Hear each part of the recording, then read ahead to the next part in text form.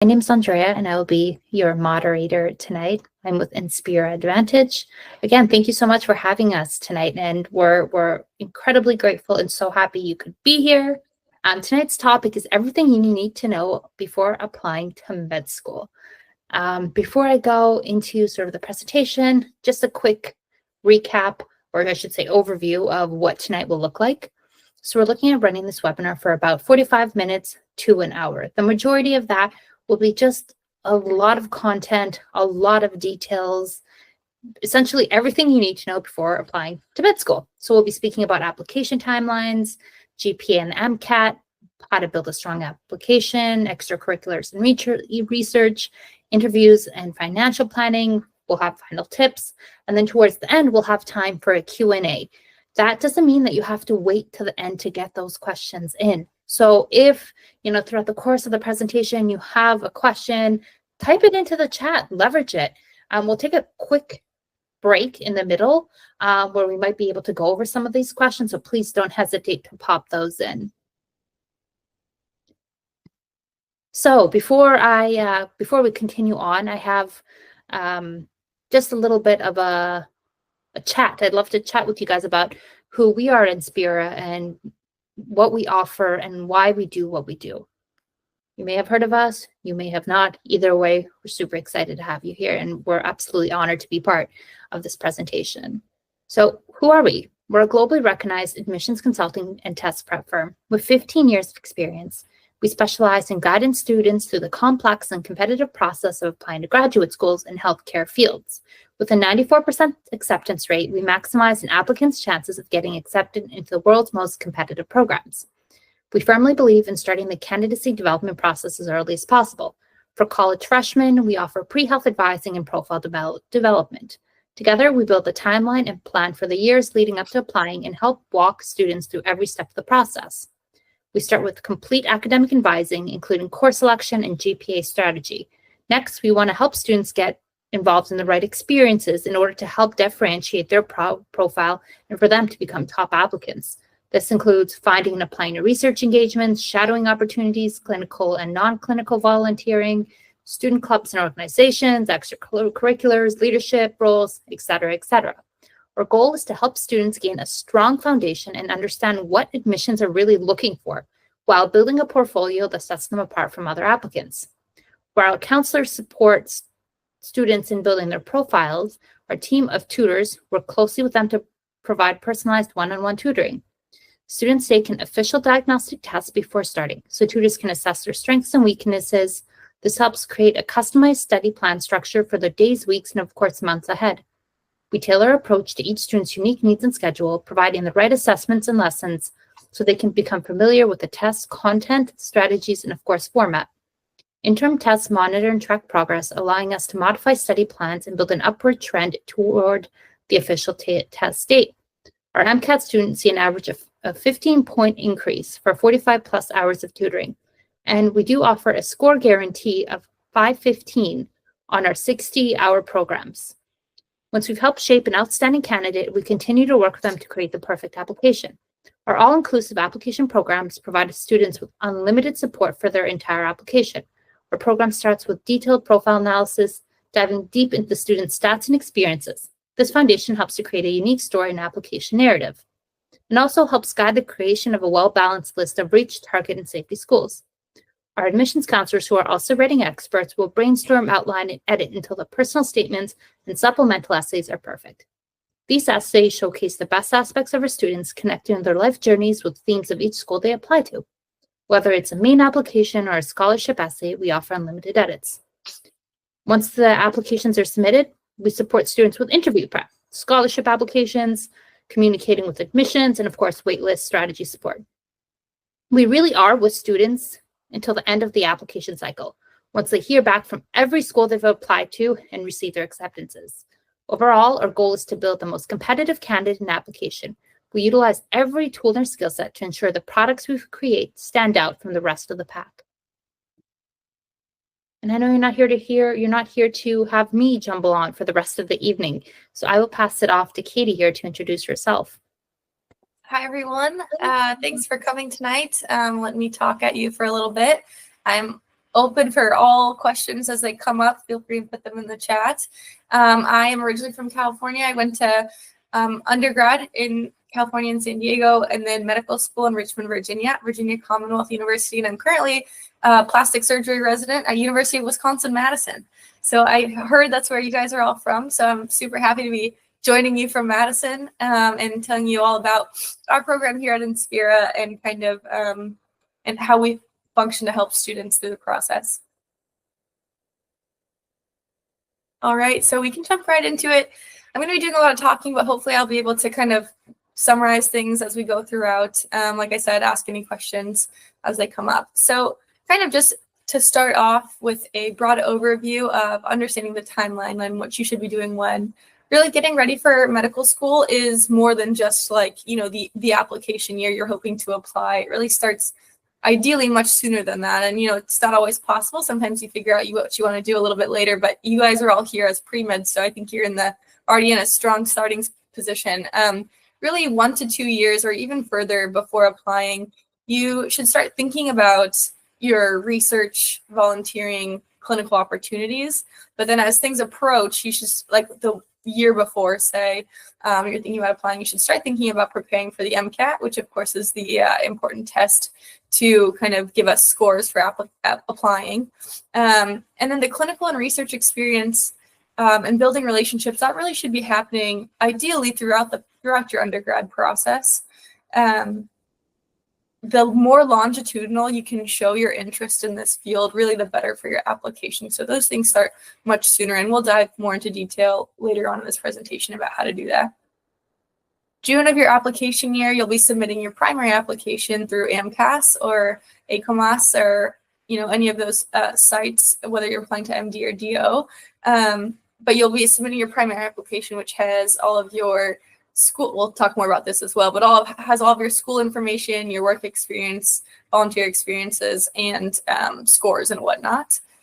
Then throughout the summer, you'll receive secondary applications from usually each school you've applied to, and those will be kind of more school-specific type questions and essay-type formats. You'll complete those basically as quickly and as efficiently as you can and return them, and then interviews come out a little bit later in summer into fall. And those are kind of rolling, so you may get those throughout the season. And then October through April, admissions decisions come out. And again, that's kind of rolling as well based on interview timing. So some important kind of dates or deadlines. MCAT registration is really open year round, but you should know pretty far in advance when you're hoping to take it so that you can A, plan your study schedule, and B, have availability in your local area. I was one who scheduled mine fairly late in the season or delayed in the season initially and had to travel for my MCAT. So the earlier you can kind of prioritize that and register, the better for you in terms of scheduling. Primary application submission. So this opens in June, and my recommendation generally as an advisor is to have that prepared and ready to submit in June or as close as you can to that date, because I think some programs will start looking as soon as they come in, and some wait till a certain date to review. But either way, it's just nice to have everything ready to go. Your secondary application deadlines. So this is really, again, this is rolling. So they send out secondary applications as they go through initial primary applications. And basically as soon as you get them, you should start working on them. Or you can even prepare for them beforehand, ideally, and get them back to them as soon as possible. So technically there is about a 1 month receipt or deadline after you've received the secondary, but we try and get them back sooner.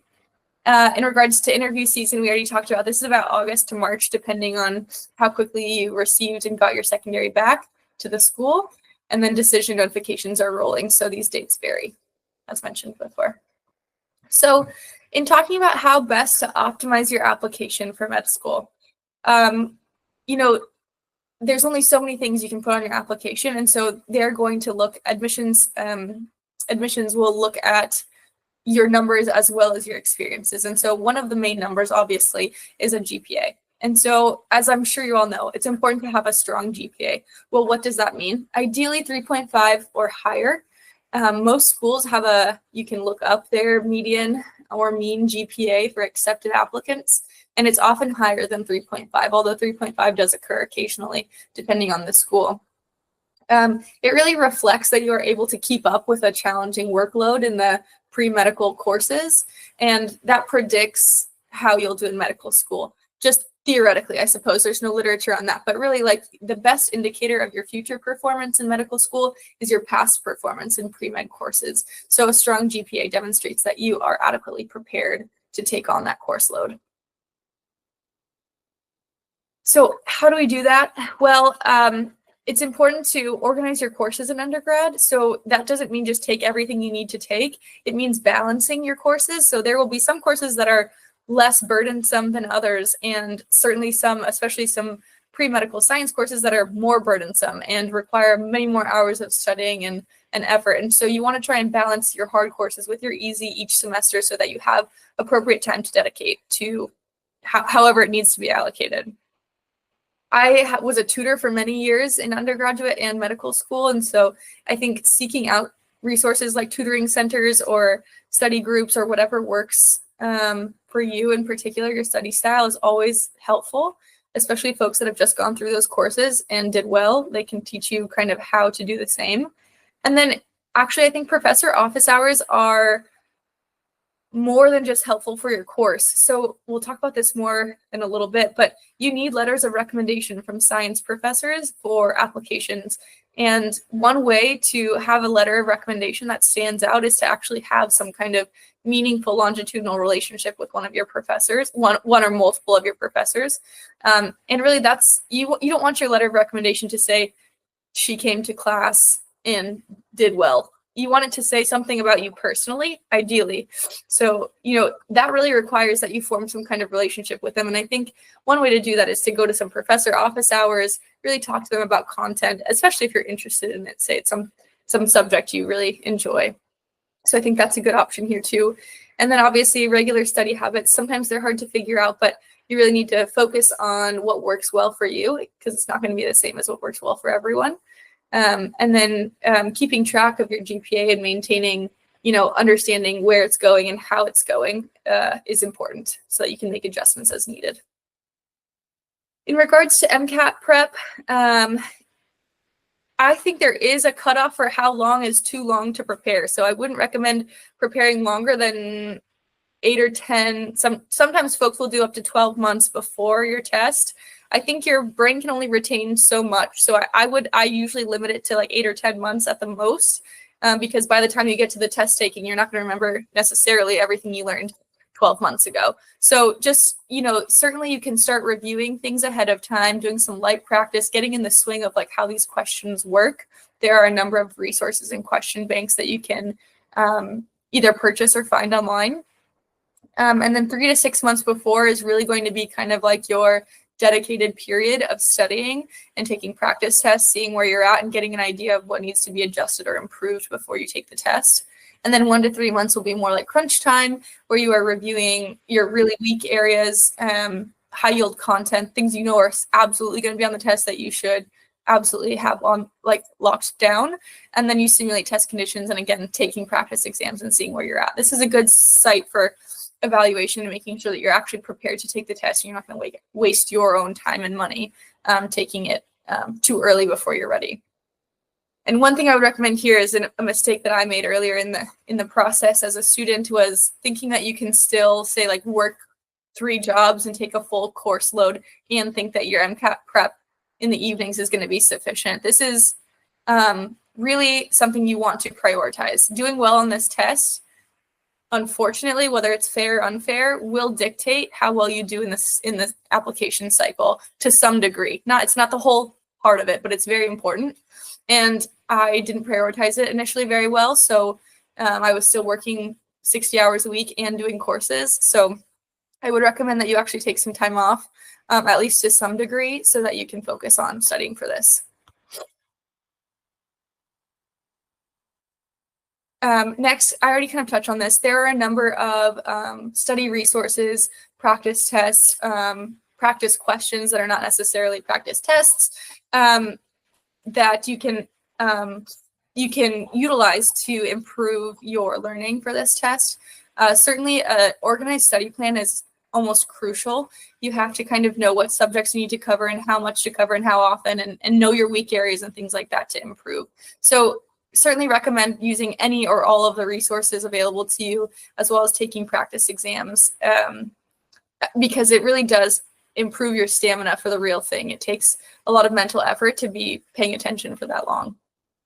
So other key component, we talked about GPA and MCAT scoring. Now, other key components of a strong application, your academic record, which we just talked about, but also a personal statement. So this is really a compelling narrative of your journey and motivation is what this slide says, but really it's just like the story of how and why. How did you get here, and why is this your goal? Really, the point of your personal statement is to explain a little bit about who you are as a person and why that person would be well suited to be a medical student at this institution or future physician. And really, that's just explaining your passions and motivations for the field. Other things that make a strong application, which we've already kind of touched on, letters of recommendation. So like I said, it seems like in undergrad, you just need to get through your courses, but really, if you can make longitudinal kind of more personal relationships with professors and say courses that you're interested in, that is going to be really helpful in getting strong, authentic letters of recommendation from people that will actually vouch for you, as opposed to just letters of recommendation saying, I knew this person and they were fine. Extracurricular activities. So all applications should have some component of volunteer work, leadership roles, clinical experience. Often those clinical experiences are also volunteer opportunities at this point. Sometimes they're paid. Say if you have time to be a scribe or a medical assistant or something like that. Sometimes these opportunities are paid, but often they are volunteering in a hospital in the form of a nursing assistant role or something like that. Other volunteer work should show dedication to your community and empathy for whatever role it may be. So I volunteered at the animal shelter. I recommend clients pick a volunteer opportunity that lines up with something that they actually enjoy instead of just doing it like a job. So find something you enjoy that benefits your community. Maybe it's cooking, maybe it's, who knows, maybe it's teaching. I also volunteered and taught middle school students as a undergrad, and that hugely benefited my community, but I also enjoyed doing it. So try and find something you enjoy doing and it won't feel like such a job. And then in terms of leadership roles, I always recommend to clients finding a club or a student organization that they're interested in, and trying to find some kind of leadership role that they can take there because they're already involved. It's already something that interests them, and they just need to take a little bit more responsibility in helping with it.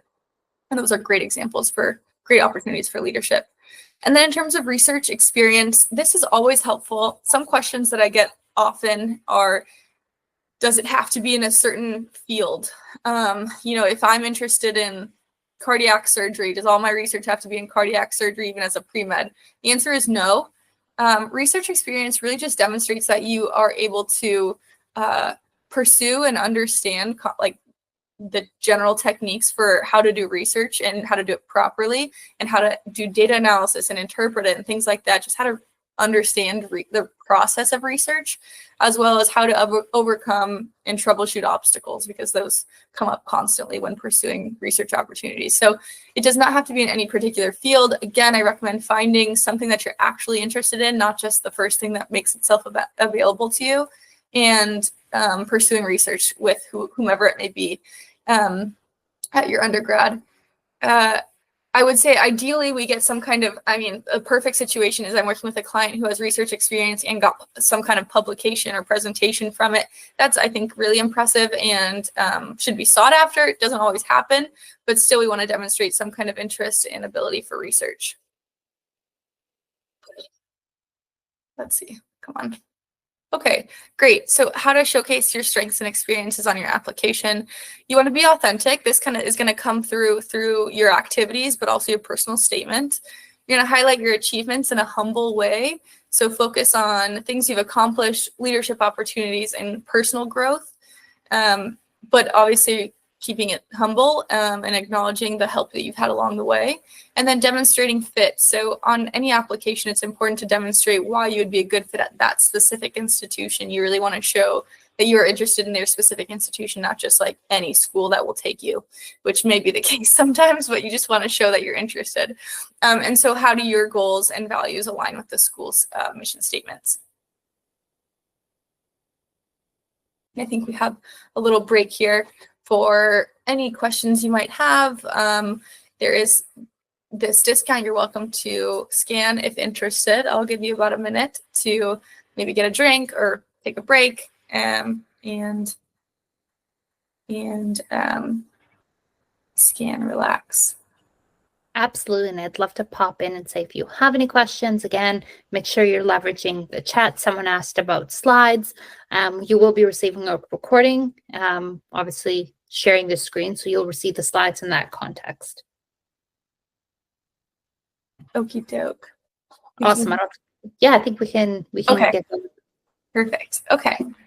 Go a little bit more into detail for a couple of things here. Oh, sorry. Oh, sorry. We are about to do the advancing. No worries. I gotcha. Okay.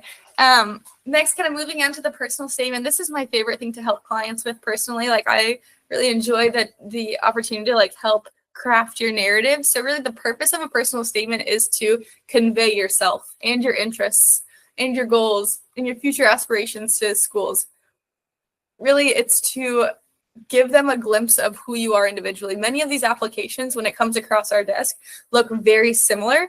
Lots of you are very well suited, have good grades, great opportunity, volunteer opportunities, things like that. But really, it's the personal statement, I think, is your time to say, this is who I am, not just that I'm some generic medical or pre-med student that's interested. Here are some tips for writing an impactful personal statement.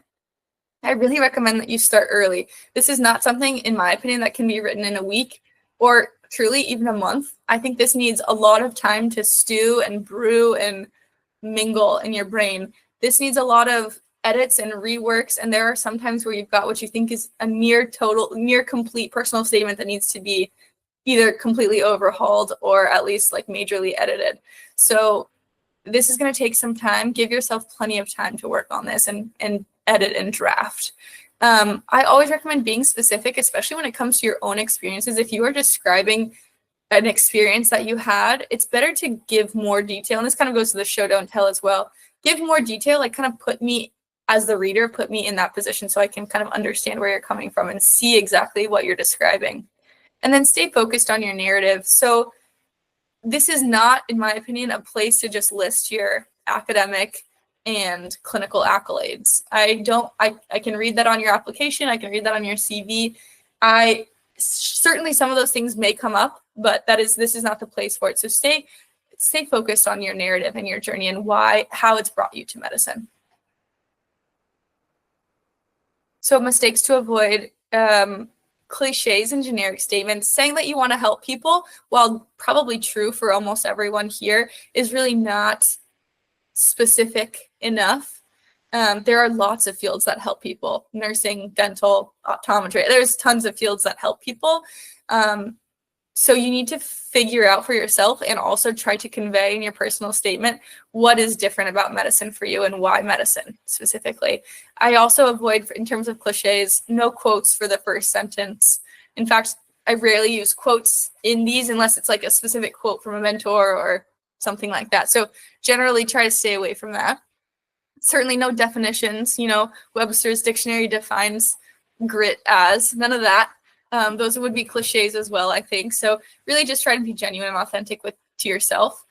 We talked about focus already, so kind of losing the plot along the way is not ideal. And then grammar and typos should be kind of self-explanatory, but really this needs to be the most perfectly edited, proofread piece of writing you've ever done. We talked about letters of recommendation already. Just to re-highlight, these are very important. This is someone who can speak directly to the admissions committee and say, this person is going to be a good physician. This person is going to work hard. I've seen them do it. They are talented and smart enough to do it. This is like your plea is through them to let you in. And so I think this is really a crucial component, and you have to make relationships long enough and sturdy enough that they will do this for you. So anytime you feel that you connect with a professor or a mentor or someone you're working with, even a volunteer organizer, something like that, it's really important that you foster those relationships in the hope that it'll just benefit you in your personal life, but also from a letters of recommendation perspective. So who to ask for letters? Like I said, you need at least 2 letters from science faculty. So you should be thinking about this ahead of time. If you feel like any of them you kind of click with them personally, or you really love the content, or you think they would vouch for you potentially because of whatever interactions you've had, think about them being your letter writers, and then asking them when you think it's appropriate or when needed. Clinical supervisors, certainly anyone you work with clinically that you think has seen your abilities to interact with patients or multitask or work as part of a team. All of those things are important to demonstrate. So if you have any clinical supervisors that you think can vouch for that, those would be people to ask. And then research mentors. Obviously, these folks, if you're doing research, have worked with you pretty extensively usually, and they can vouch for your abilities to troubleshoot and interpret data and things like that. So honestly, asking for letters can be a little awkward and uncomfortable at times, depending on how well you know the letter writer. I certainly felt that way about professors that I unfortunately didn't know as well as I wished I had. But really, it's important to ask early. So give them at least a couple months in advance. They are busy people. Letters are not the most fun thing to write. They're kind of hard to think about, like, what do I say about this person? So give them some lead time. Certainly, you're going to need to follow up or at least kind of poke them a little bit for most folks. And that can be like, if you give them a 3-month lead time, you poke them again at 1 month, you poke them again at 2 weeks if they still haven't got it turned in. And they expect that, truthfully, so I wouldn't feel too uncomfortable about doing that. And then provide materials. This is important. So most folks that are going to write a letter for you are going to need like an up-to-date CV. Usually a personal statement is ideal. That way they can understand your motivations better than they might already at baseline. And any relevant information that you want them to highlight would be good to provide them with. So maybe leadership roles that you really want to highlight in your application, and things like that. I think we have a question, but if you don't mind, we'll maybe just wait for it at the end, and I certainly will address it. Thank you for your questions. Keep them coming in. Types of extracurriculars valued by medical schools. Certainly clinical volunteering is something you should have, and should have a good number of hours doing. And I recommend that this be as longitudinal as possible. So this doesn't have to be 20 hours a week. In fact, my preference would be that it's 4 hours a week for 2 years. Like as long as possible, as long as you can show that you're interested is better. Also community service. Of course, I already mentioned like demonstrating service for your community, as medicine is often a service-oriented field. So both of those things. And like I said, volunteering in something you're already interested in is makes it easier. We talked about leadership roles. So this can be in student organizations, clubs, or other groups that you're interested in. And then shadowing physicians. This is separate from clinical opportunities. This is kind of like your own personal experiences with local physicians. I found this to be sometimes challenging. If you don't have a doctor in the family or someone you know who knows someone that you can shadow, sometimes this can be hard to organize.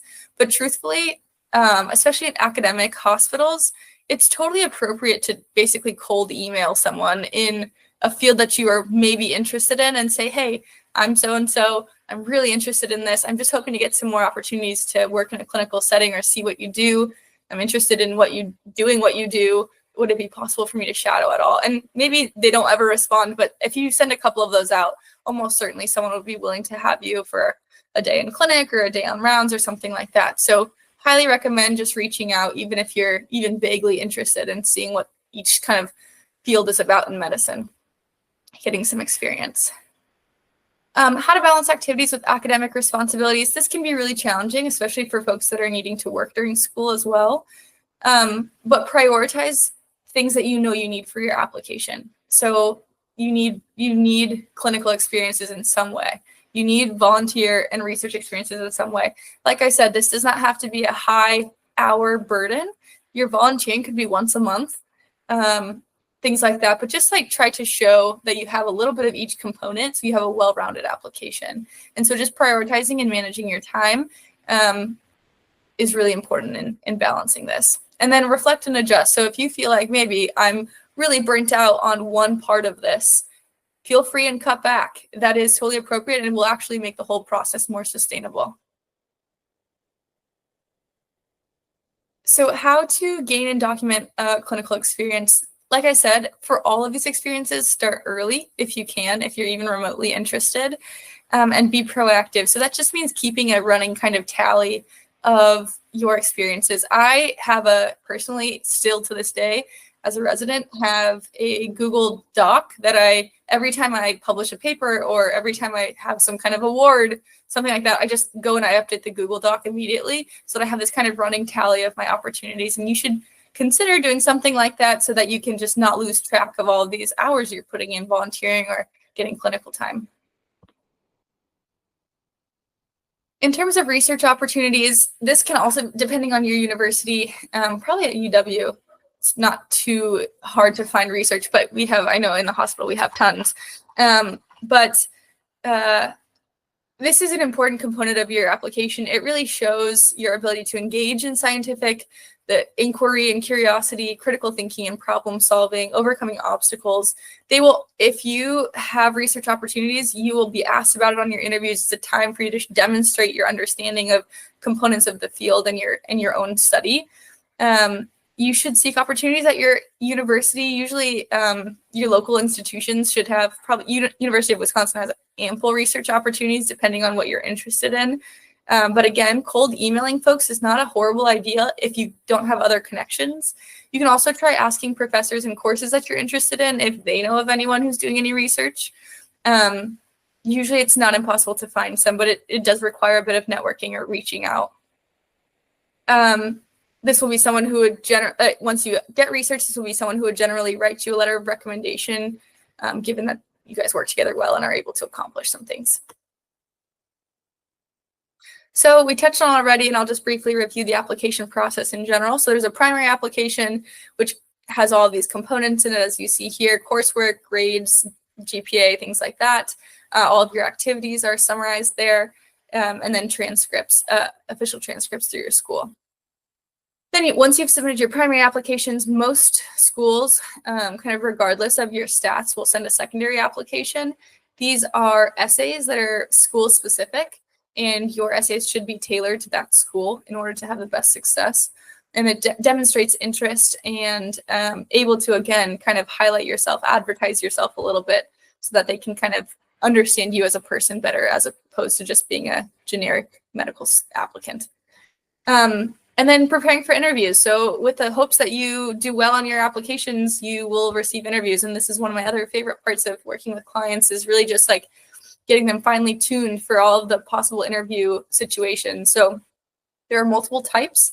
The two main ones are the traditional type that you think of, where there's one or two interviewers and you are in a room and they're just asking you kind of usually straightforward kind of interview type questions. Why medicine? Why this program? Tell me about strengths and weaknesses, the things that you're kind of used to fielding. And then there's MMI, which is these multiple 10-minute stations. There's usually like 8 to 10 in an interview. And they're, like I said, about 10 minutes. They can be scenarios in which you are role playing with a potential patient or family member or something like that. They can be more ethically based scenarios where you're faced with some kind of ethical dilemma and they want you to kind of explain your thought process and what you would do in that situation. And then there also can be in these mini interviews, they can be like more traditional options as well. In terms of preparation, there's no amount of over preparation you can have. You can never be too prepared for these. I think the more practice, the better. Reach out to any family members you feel comfortable working with or talking with, anyone they know that has any experience in interviewing folks, and just have them practice with you. Honestly, the less you know about them, the less comfortable you are with them, the better. So you can practice being a little bit nervous and a little bit off kilter. The more practice, the better. And then know your application. So good interviewers will read through your application ahead of time and ask you specific components. Oh, I saw you did research with so-and-so on this topic. Please tell me about your research. And you need to be able to speak in a clear and concise way about that research to demonstrate your understanding. And so that's really important. In terms of financial planning, unfortunately, this process is not inexpensive. It can require you to take out additional loans. It certainly required that I took out additional loans to attend interviews and for applications. That is something that your financial aid office generally at your school can help with, at least help you understand what to do and what the best mechanism of that would be. And then creating budgets and minimizing debt. So really creating budgets, I think, is really helpful here, is understanding like the most financially responsible way to go about doing these things. Unfortunately, it's not cheap, but it is worth the investment. Final tips for a successful application. We talked about this. Start early as possible. If you have any kind of like, maybe I've got an extra 5 hours on a weekend day to work on something, find something you're interested in that would contribute to a potential application, whether that be volunteering or clinical experience or research. Be authentic. So the best applications are the ones that are true to who the applicant is. It doesn't tend to work in your favor if you just say what you think they want you to say, because they can tell. You can, as a reviewer, I can tell when you're just saying generic things that you think I want to hear. I would much prefer to better understand the applicant as a person. So being authentic is really key, and I always tell my clients that as well. And then staying focused. So just keeping in mind this ultimate goal and taking the steps needed to get there. Awesome. Thank you. I'd love to hop right into the questions. We have a couple. Oh, yeah, they're coming in. Good. Keep them coming. Yeah, let's get going. How do you foster relationships if you might only have a professor for a semester? Should we be asking for letters of rec closer to applying or when the class ends, say for a professor during freshman year? This is a good question. I would say that professors during freshman year may not be the best folks to ask for your letters of recommendation.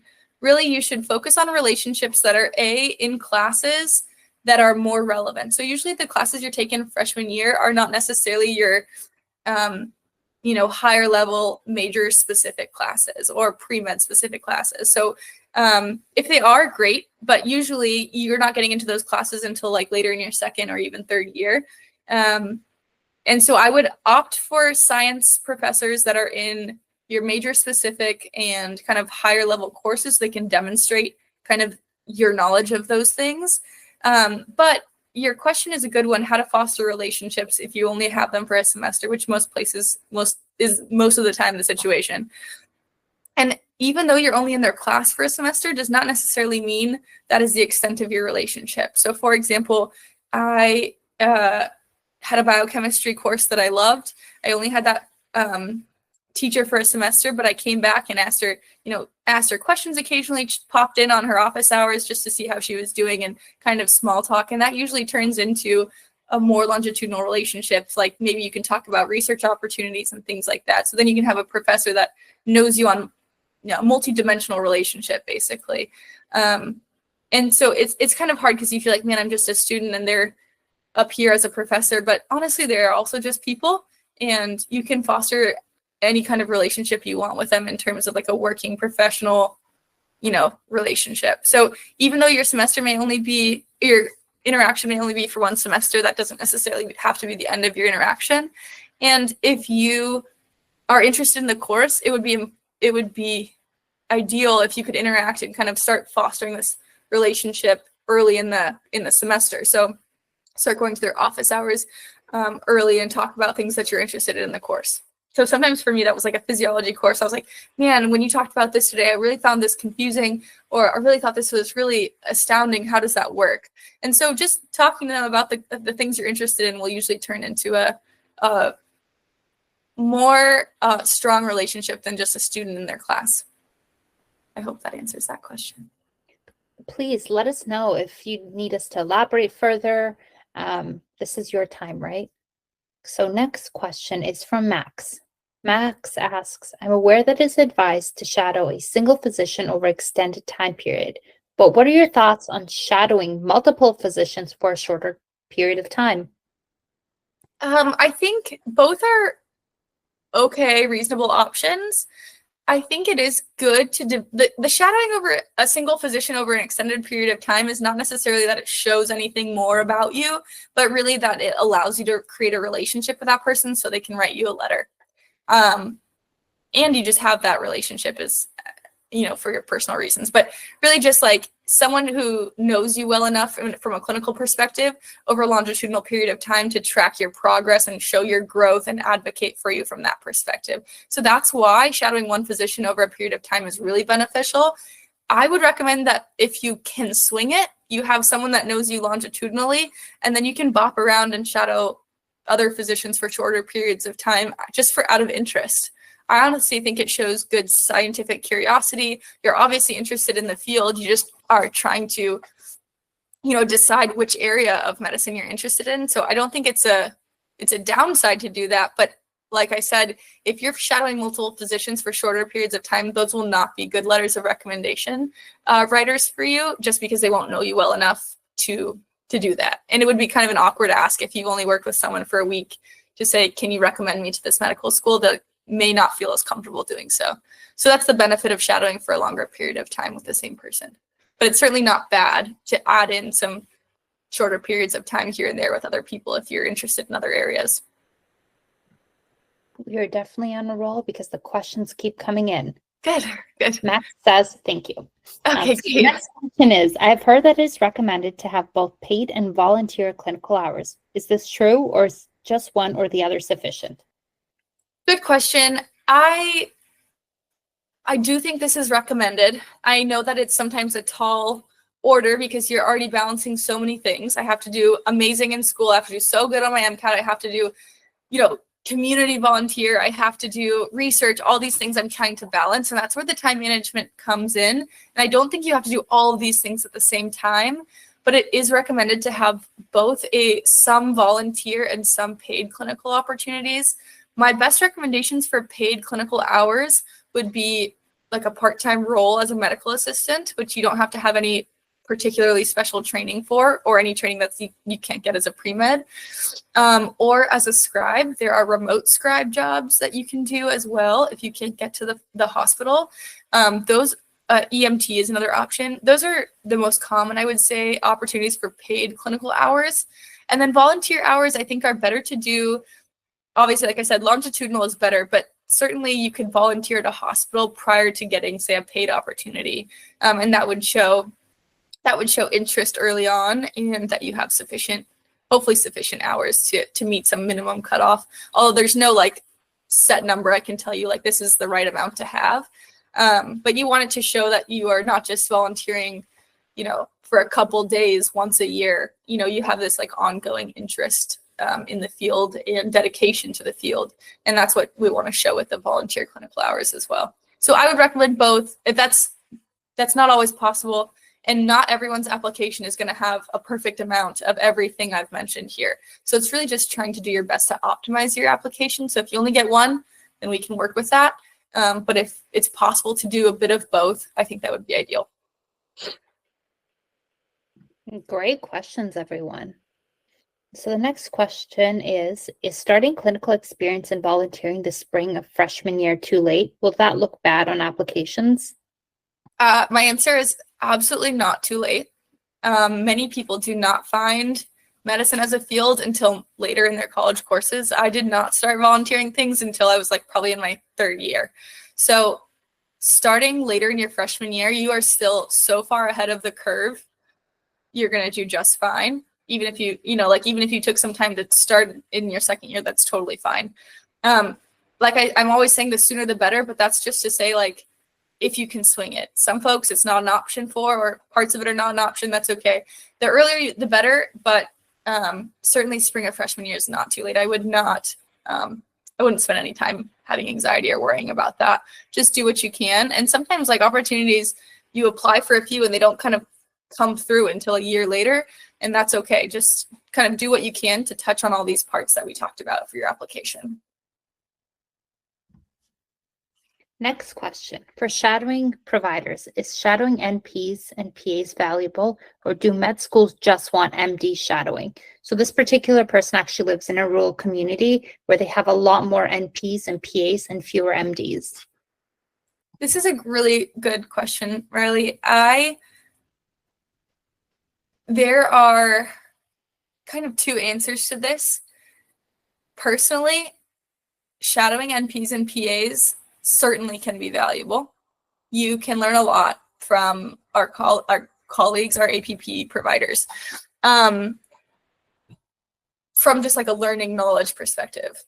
The second part of this answer is that while it certainly can be valuable, these are not folks that you can really use for letters of recommendation in terms of like, if you want a strong letter of recommendation, it should be from an MD or DO. And that is specifically because schools want to know that you know what it takes to be a doctor. So NPs and PAs, while they certainly are valuable in the clinical setting, and their knowledge is invaluable as well in terms of teaching us, they don't have exactly the same workflow or responsibilities as an MD physician. And so it is valuable. Here's my answer in short. It is valuable to shadow them from a learning perspective, but you want to think about finding an MD or DO to shadow so that they can write you a letter of recommendation and you can demonstrate through your time with them that you understand what the role and the responsibility of an MD or DO is specifically. I hope that answers your question. Yeah, I think that's all I have to say on it. Please ask more questions if you have other kind of subcomponents of that. The questions keep coming in. These are fantastic. So the next question is, when keeping track of experiences, how do we confirm their validity when putting them on a application? Also, is it better to take the MCAT junior or senior year? So two-part question there. Okay, so I'll start with the first one. When keeping track of experiences, how do we confirm their validity? I'm not totally sure. If I understand your question. If you've done an experience and you have, say, a coordinator for that experience, and you worked hours at it, and it was some kind of organized experience, it's valid to put on there. Now, that being said, I don't recommend folks put like one experience that was like a 2-hour long volunteer opportunity. That's really not worth it for the reviewer, and it's not worth it for your application. Any experiences that you have that are organized and occurred on a regular basis or occurred on a long enough time frame to record is a valid experience to put on your application, I think.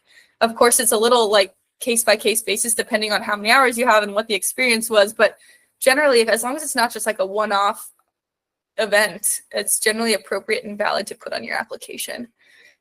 And then to answer your second question, better to take MCAT junior or senior year? Well, this is very case-by-case specific.